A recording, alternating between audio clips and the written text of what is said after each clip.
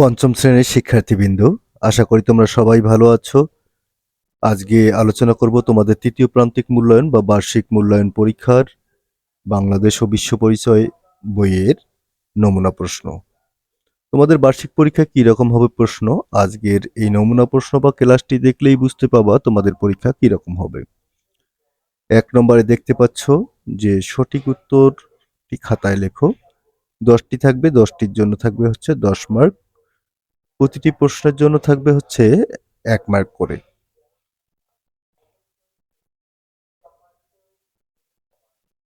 2 নম্বর হচ্ছে সঠিক শব্দ দিয়ে শূন্যস্থান পূরণ করো। এটি থাকবে 10 মার্কের জন্য। 5টি প্রশ্ন, প্রতিটি প্রশ্নের জন্য থাকবে হচ্ছে 2 মার্ক, অর্থাৎ হচ্ছে 10 মার্ক।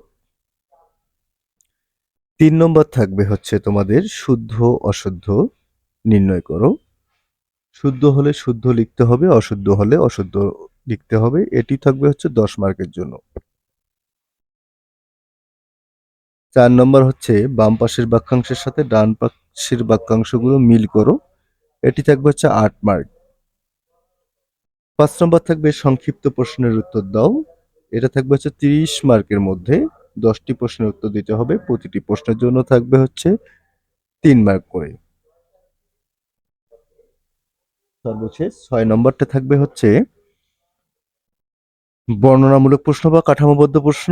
এটি থাকবে হচ্ছে 32 মার্ক, অর্থাৎ 4টি প্রশ্নের উত্তর দিতে হবে। প্রতিটি প্রশ্নের জন্য থাকবে হচ্ছে 8 মার্ক করে।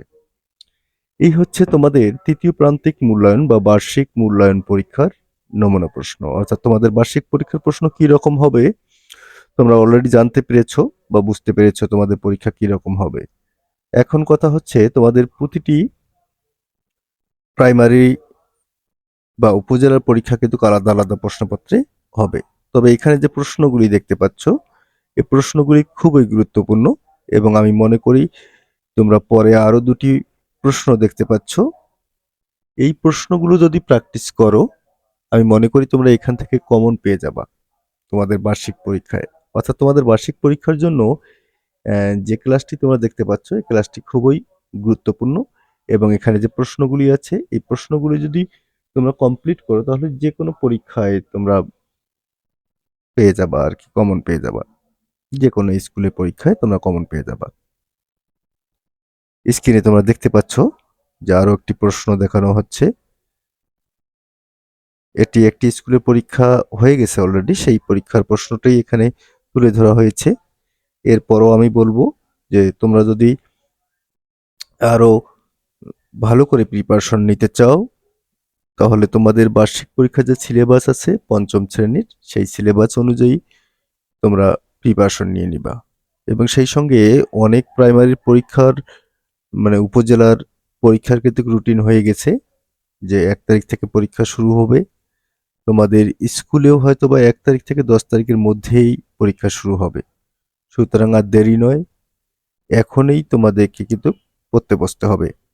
অর্থাৎ তোমাদের বার্ষিক পরীক্ষার প্রস্তুতির জন্য তোমাকে এই সময়টা বেশি একটু চাপ নিতে হবে, বেশি করে পড়তে হবে। আশা করি তোমরা সবাই ভালো ফলাফল করবে এবং ভালোভাবে পড়াশোনা করবে, শিক্ষকদের কথা শুনবে এবং বাবা মার কথা শুনবে। সবাই ভালো থাকো, সুস্থ থাকো এবং মন দিয়ে পড়াশোনা করো। আজকের ক্লাসটি এখানেই শেষ করছি এবং তোমরা যদি চ্যানেলে নতুন হয়ে থাকো অবশ্যই চ্যানেলটি সাবস্ক্রাইব করবা এবং লাইক কমেন্ট শেয়ার করে আমাদের পাশে থাকবা। এরকম নিত্য নতুন ভিডিও পেতে অবশ্যই কিন্তু সাবস্ক্রাইব করবা। ধন্যবাদ।